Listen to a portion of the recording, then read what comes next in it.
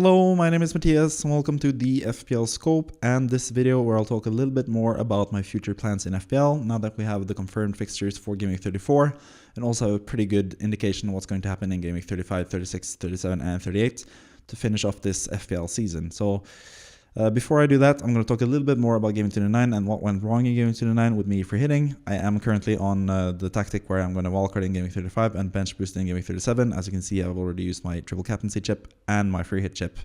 The free chip I used in GW29, and I talked a little bit about that in the video posted on Saturday. But I want to touch on a little thing that I didn't mention that time, and that's the fact that I have been doing free hit drafts pretty much every week in my team selection videos since game week 10, I think.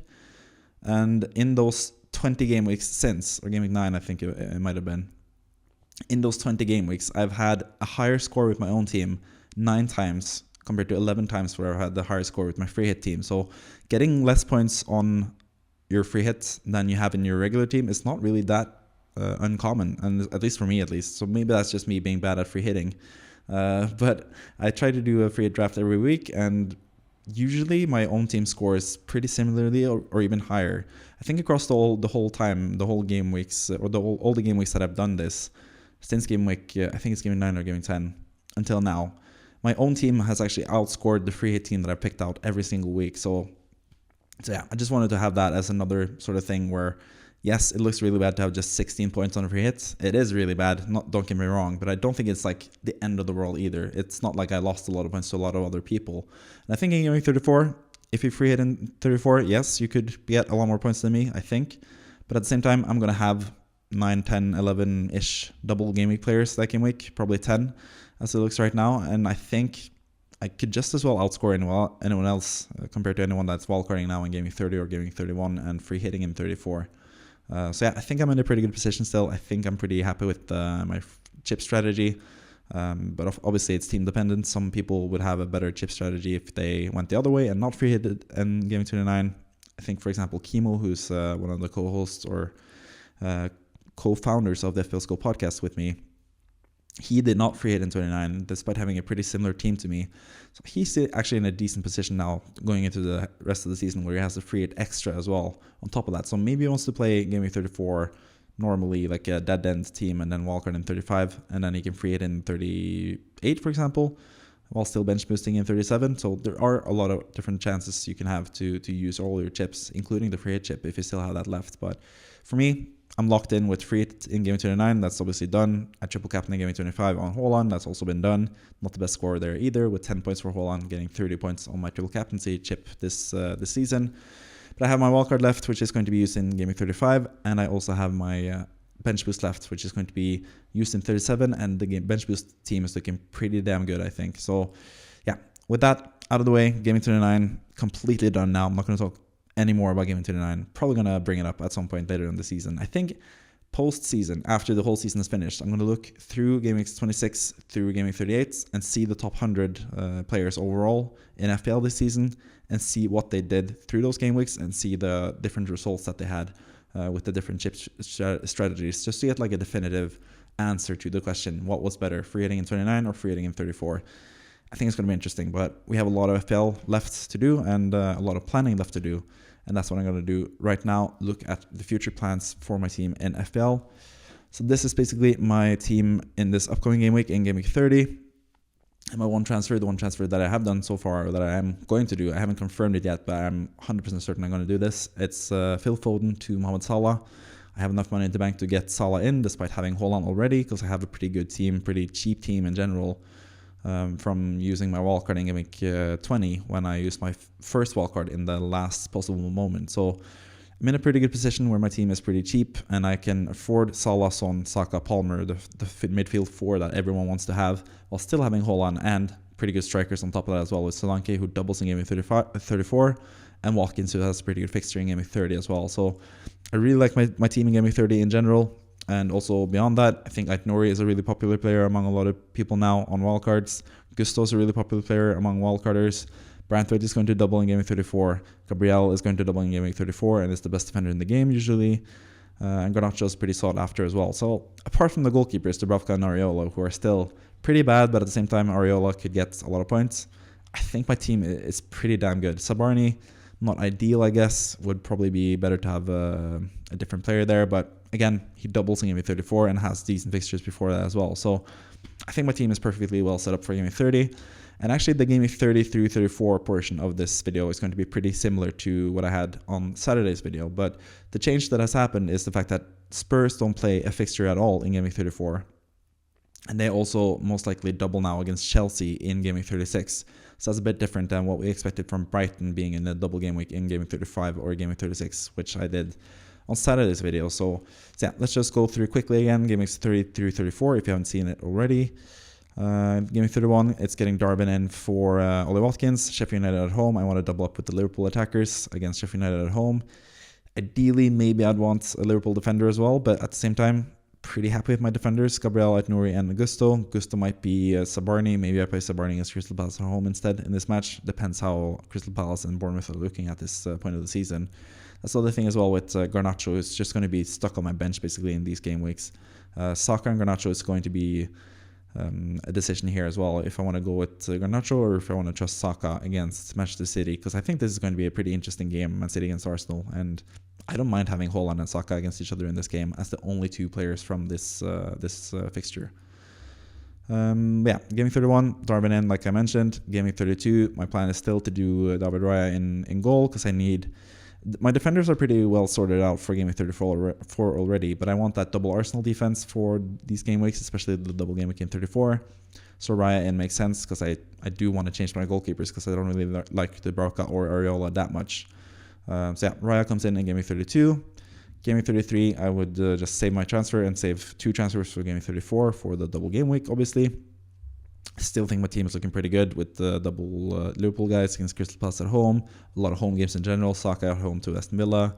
Son against Newcastle away. I think that's a really good fixture. I think for what it's worth in Game Week 30 as well, if you have Bowen now playing against Newcastle away, I think that's a pretty good fixture. So I would be kind of hesitant to sell Bowen, even if it is for someone like Salah. I tried to maybe look to sell someone else if I had the chance, but I don't know. By the way, I think this is a pretty good fixture for Son, and this is going to be his last game week before we sell him in 34 most likely. Palmer as well, pretty good. Gusto, pretty good.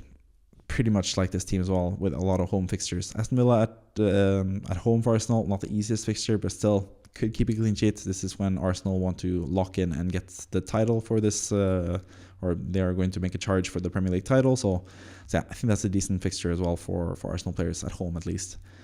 Then Game Week 34, I have 2 transfers, and the 2 transfers I would do, or I'm currently leaning towards doing, is Son down to Eze, and then removing Gusto and getting Alexander-Arnold as the 4th defender here. Benching Sabarni with a double game week, but Aston Villa away, Wolves away, not really the best double game week for a Bournemouth defender, so I wouldn't mind benching him for Haaland, who has a single game week. But I could do Haaland to Sabarni and have 11 double game week players, but playing 5 at the back with Sabarni there, I don't know. I think Haaland just has a higher ceiling than Sabarni, despite Sabarni having 2 matches.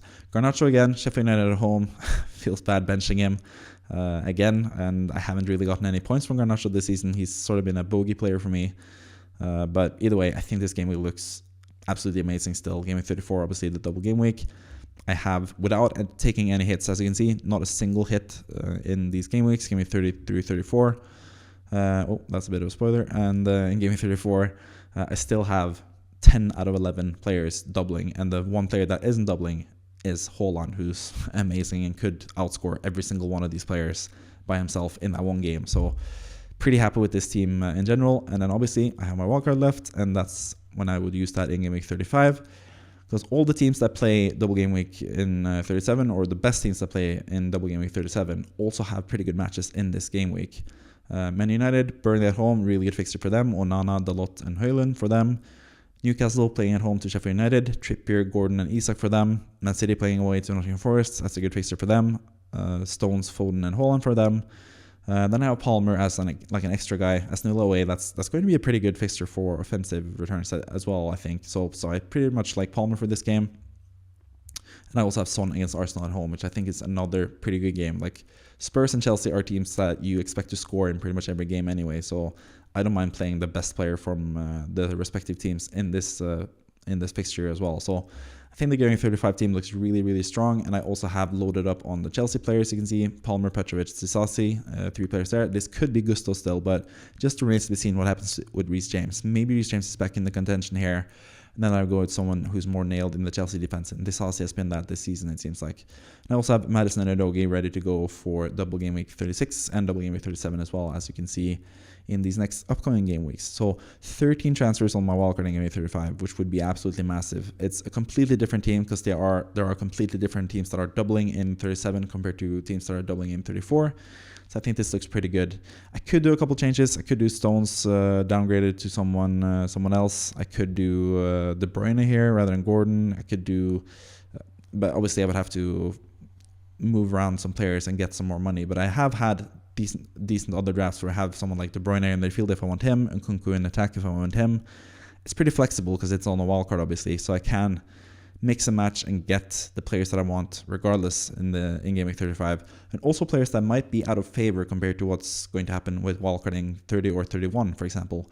Maybe Lascelles has lost his place for Newcastle and he's not worth it here, because I could do Trippier to Lascelles and have enough money to do Gordon to De Bruyne, especially if I remove Stones for another cheap defender. So there's a lot of things you can do in game week 35, but I think it's going to be dependent on what happens in these next game weeks between 30 and 34, and also what happens with injuries and also the status of all the teams. Maybe Man City are going to be out of league contention for some reason.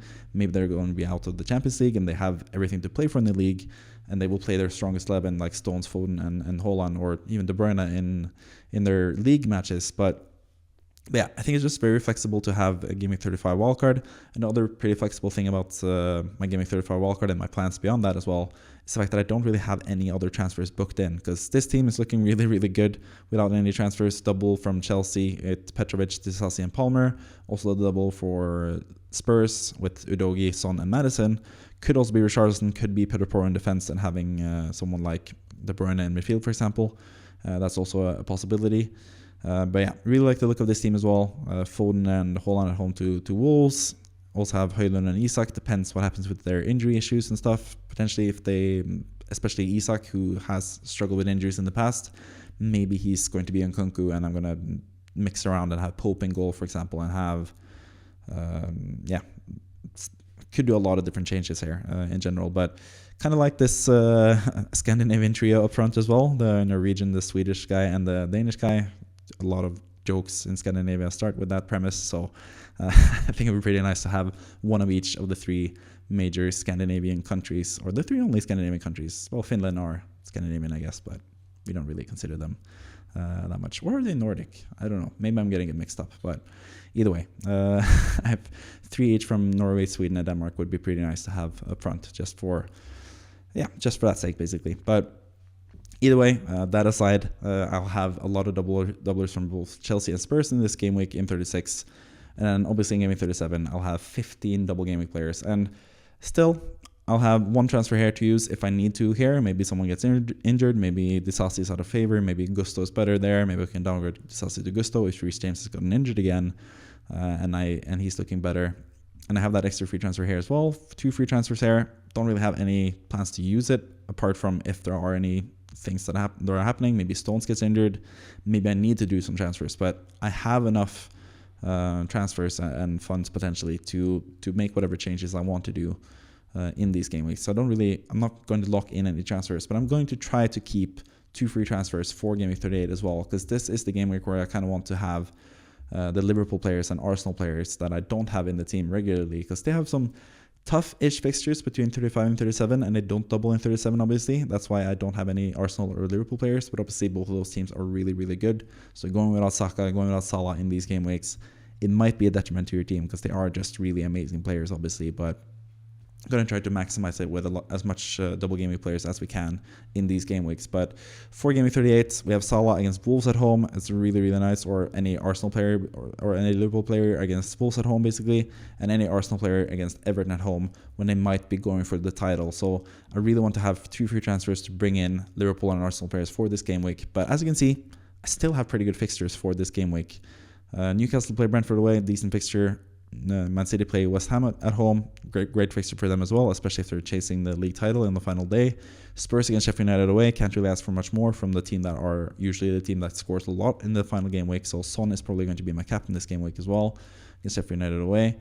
Man United against Brighton, not the worst fixture, but again, this is where I might bring in someone like Darwin, for example, and mix around with my team. Maybe I sell Trippier to an Arsenal defender, and then I get Darwin, for example. That could be something that I do in GW38 to bring in the teams from the best, or the players from the best teams, basically, for this game week as well. But that's pretty much the loose plans that I have for these game weeks. I think the GW35 wildcard is looking really, really strong, especially with the Man United and Newcastle players that I can get in and have them for the double game week 37 fixtures as well. And the major advantage I'll get compared to anyone wildcarding now in game week 30 or 31 is the fact that I know exactly which players are going to be the most secure in terms of starts. So usually it's going to be someone like Trippier, Gordon, maybe Pope is back. Maybe I want Pope in goal rather than Onana or Petrovic. Maybe Gusto's still playing, so I want him rather than Disasi. Don't really know. Maybe Nkunku is fit and healthy and looks really good, and Isak is out injured and Wilson is back. There's a lot of things that can happen between now and game week 35, and I like the fact that I can walk out in 35 with all the new information that we'll gather in the next month and a half, basically before we reach that point of the season. So all in all, really, really happy with how the fixtures have fallen in terms of the double game weeks and stuff. Just fell perfectly for me with the strategy that I have, so I've been pretty lucky in that regard, despite the fact that I was pretty unlucky, I think, with my scoring game week 29, especially with Reguilon getting the red card, getting 5 points less than just a normal blank would be, and Alanga missing a couple chances. He could have scored a lot more points. A lot of points left on the board, basically, in this game. Udogie almost assisted Madison. That would have been a really nice haul as well. And Bowen had both a goal and an assist taken away from him by VAR, so could have been a lot better for Gaming 29, but I think it set me up pretty well for the future. Just having this team for one game week only, and then back to my regular team that's looking pretty good from Gaming 30 onwards. So all in all, pretty happy with my team and my season. Pretty sure I'm going to be in the top 10k. I'm pretty hopeful at least that I'm going to be inside the top 10k this season, which is no small feat, I think. So yeah, pretty happy about that. But yeah, that's it for the video basically. I have one more plea for you guys, and that is the fact that I'm going to make a video for you guys and looking at your teams for the next few game weeks. I'm going to make that for the Wednesday video, I think. With tomorrow, Tuesday, I'm going to have the video with the weekly wildcard draft, basically, where I'm going to draft in game 30 and present to you the best wildcard team that I think you can have currently in FPL. But on the Wednesday video, I'm going to do the same thing that I did just now with my own team. I'm going to do that with your teams. So please, if you want to be part of that video, then comment down below with your team ID, and then I can go through your team and your potential plans for those game weeks coming up. So that in mind, thank you for watching. As always, hope you subscribe and you're ready to watch that video, especially if you want to be a part of that video. And I'll see you next time, I guess. So thank you for watching and goodbye.